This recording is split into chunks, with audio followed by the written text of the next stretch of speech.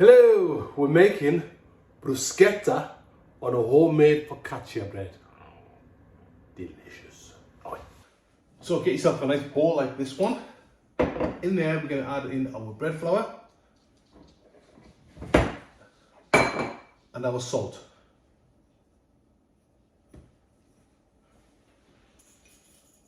Once I've got all them together, get yourself a whisk. And we're just going to gently whisk those together, make sure the salt's well combined within the flour.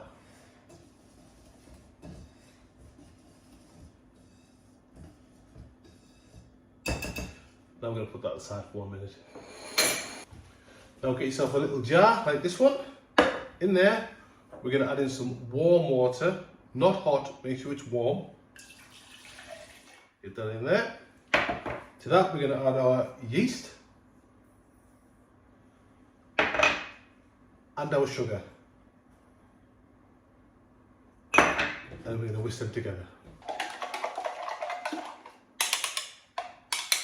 Once they're whisked together, we're just going to put that to one side until it starts foaming. Then you know the yeast activated, then we can add it to the flour. So now the yeast looks like it's activated, as you can see, two different colours. This is the foam bit here. So we're going to make a little well in our flour and we're going to pour the yeast, activated yeast in. Get it all in. Now just stir that together. Just gently mix it in. Don't overdo it, we don't want the glutens to go too far. So once that's mixed in a bit, so now we're going to add in some olive oil. So we're going to add in a tablespoon of olive oil. In goes the olive oil. Next we're going to add in some more warm water. Warm. Get that in. Now we're going to give that a good stir. Get it all in until all the flour is mixed in well. Again, don't overdo it. And there's actually no need to knead this. Just keep mixing that in until it all combines. Just use a wooden spoon, no need to get your hands in there. Get it all in there. So once your dough's come together, like that, there's no floury bits anymore, we're going to take another tablespoon of olive oil. Ooh. Put a little bit on the dough and a little bit just around the edges of the bowl. Now we're just going to roll your dough in the olive oil until it's all coated, sides of the bowl are coated. There we go, our nice ball here. So once you've done that, we're going to get our cling film or plastic wrap, whatever you want to call it. And we're just going to cover the bowl nice and tightly with a plastic wrap. Get it well, like so. Now we're going to put this in a warm place for at least an hour, better off leaving it for 2. As you can see, that's risen quite a lot. That's taken about 3 hours or so. If it doesn't rise, it means that the yeast wasn't warm enough, so the water needs to be heated a little bit more. So just keep it in a warm place or put it in the oven on a low setting, and that will make it rise. So next thing, get yourself a baking tray and some kitchen paper. You don't have to use kitchen paper, you can just use olive oil if you want, just olive oil everywhere and soak it up. Now we're going to take our dough. So get your dough, and we're just going to pull it away from there slightly. Excuse me. And now we're just going to put that into the bowl.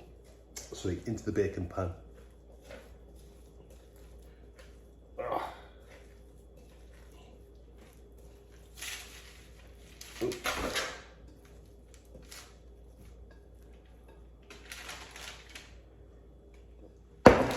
Once it's in there, it will be a bit elasticated, so you've got to basically just pull it out in your hands like that. Spread it as much as you can.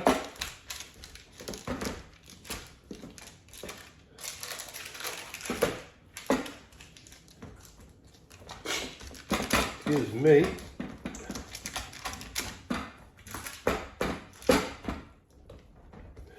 Now, once again, cover that with some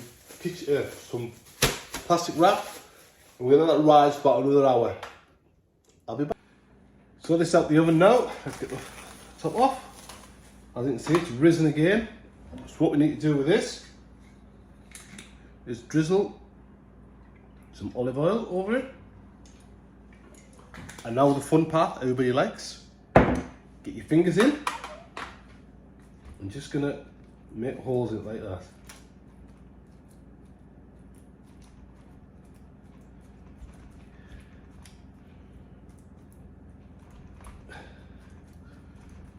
Once that's all nicely done, we're going to get some rosemary. I'm just going to sprinkle some rosemary all over it. In the meantime, I've preheated the oven to 180, get the temperature up, and then we're going to cook this, once we've done this, for about 15-20 minutes until it's nice and golden brown. I'm also going to put some thyme on, not traditional, but hey, get them flavours in.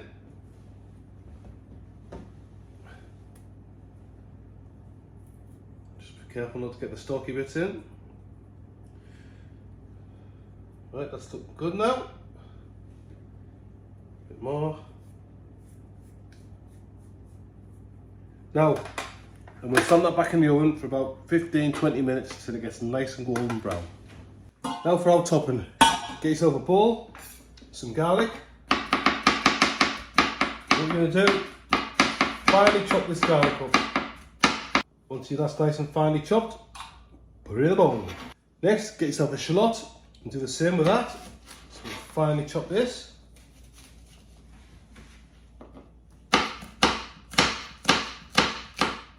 Once they're chopped, into the bowl. Now for the tomatoes. You want to use vine tomatoes because they're the ones who give the most flavour. Now we're going to chop these into small cubes. So we're looking for a size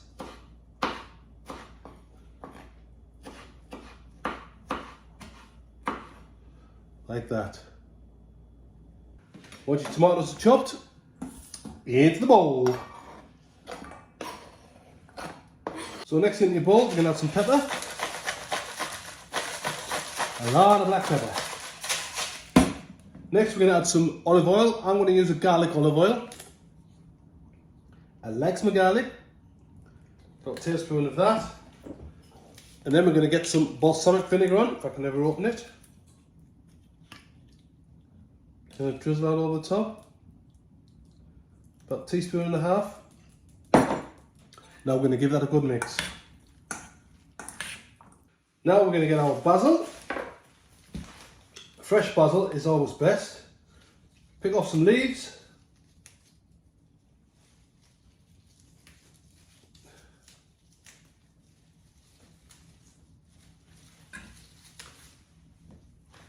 Give them a wash. Now they're all nicely washed and dried. All you're going to do is just tear them up.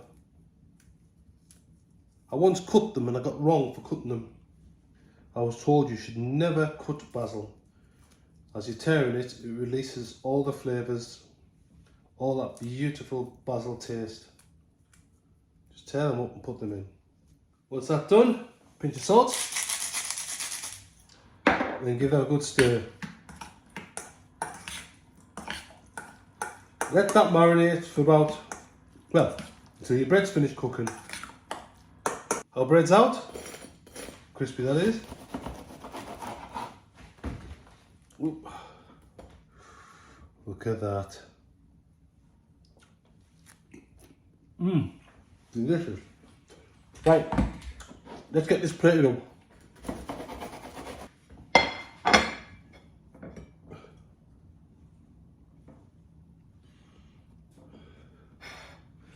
Now get this on there.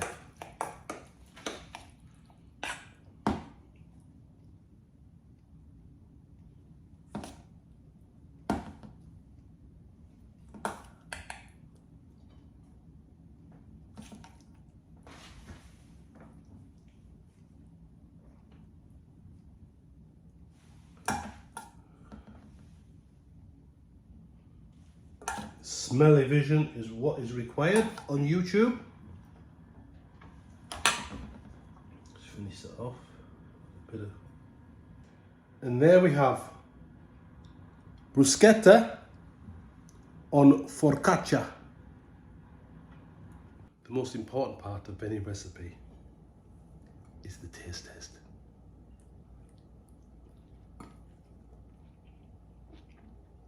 Let me tell you, that is heaven. Oh my God. Don't forget to like, share and subscribe below. Leave a comment. Oh my God. And the recipe will be below. Bye bye.